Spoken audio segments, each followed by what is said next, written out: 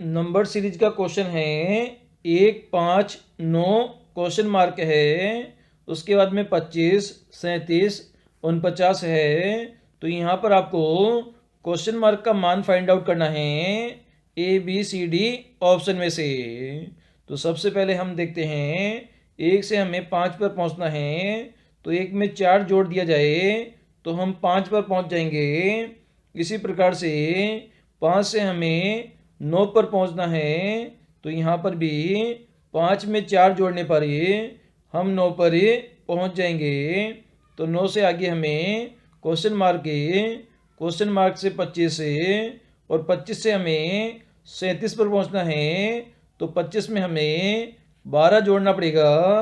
इसी प्रकार से 37 से हमें 49 पर पहुंचना है, तो यहाँ पर भी हमें 12 जोड़ना पड़ेगा।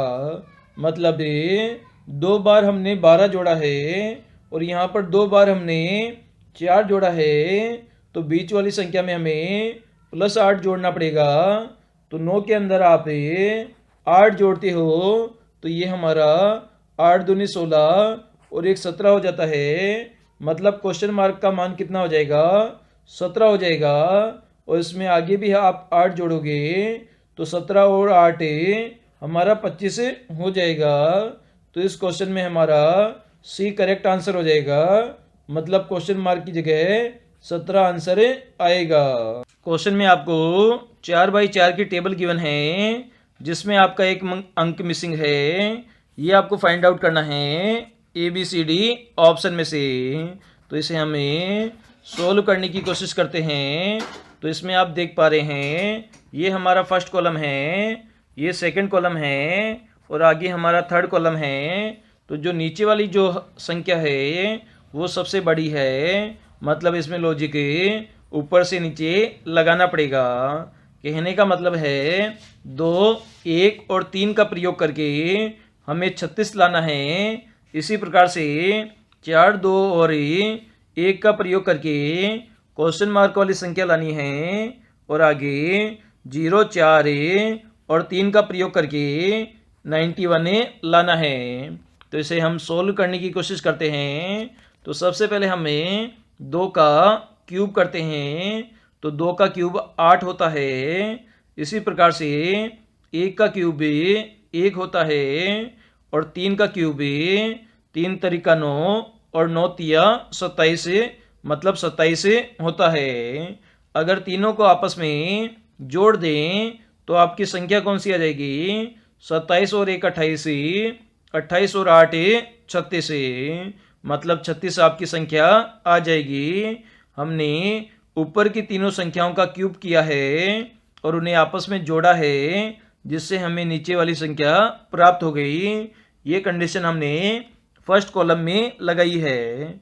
सिमिलर कंडीशन हमें थर्ड कॉलम में लगाकर देखते हैं, जिससे हमें वेरीफाई हो जाएगा कि ये ट्रिक हमारी सही है।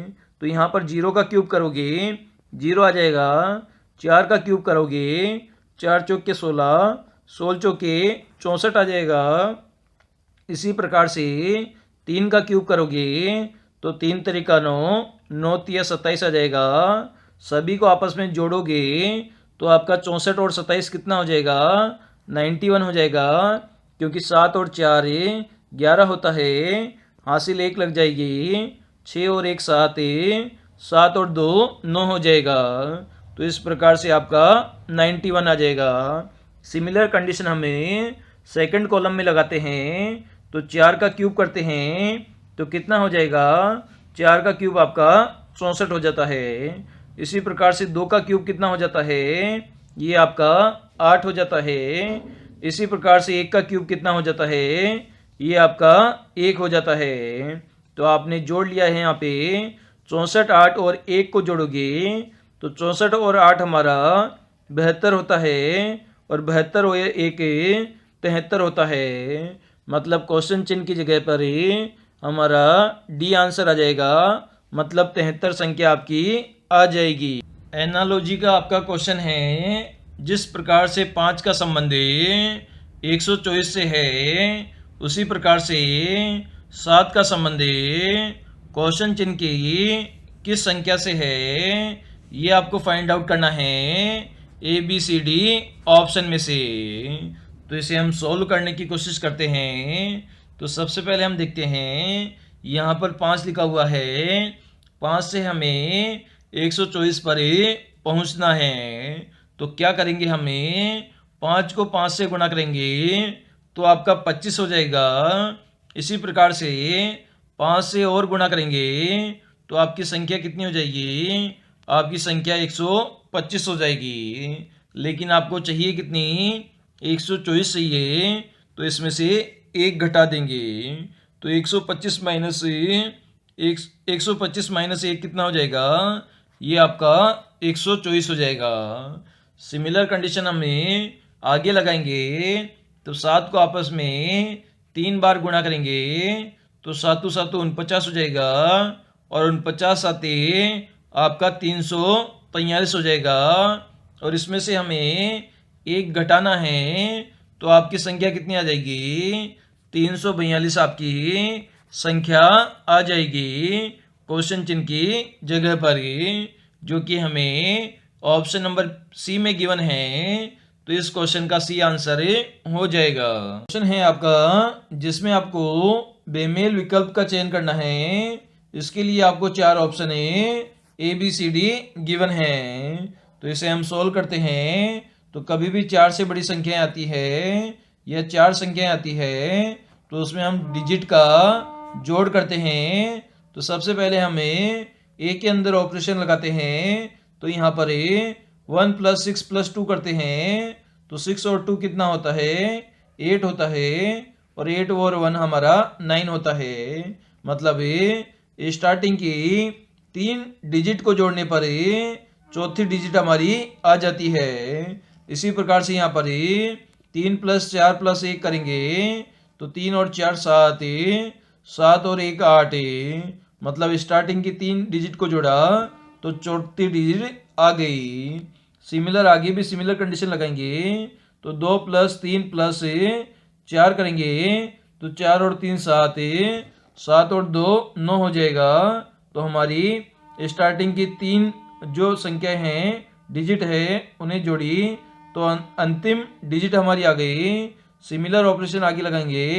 1 + 8 + 3 करेंगे तो आपकी संख्या कौन सी आ जाएगी, ये आपकी 8 और 3 11 और 1 12 हो जाएगी। जबकि लास्ट में संख्या 4 लिखी हुई है।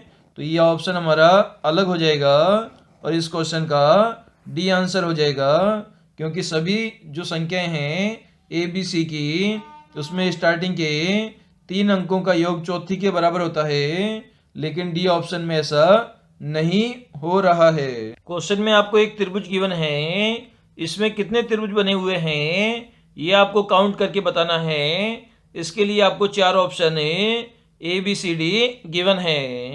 तो इसे हम सोल्व करते हैं। तो इसमें एक ट्रिक लगाएंगे। शीर्ष से खींची गई रेखाएं जो आधार है, आधार नंबर फर्स्ट उसे कितने भागों में बांटती है।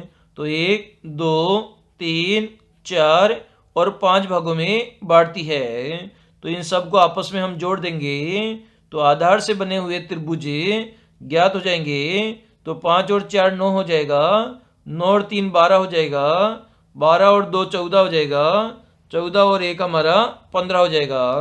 इसी प्रकार से आधार नंबर 2 की बात करें तो आधार हमारा 1 2 3 है। मतलब 3 भागों में विभाजित हो रहा है।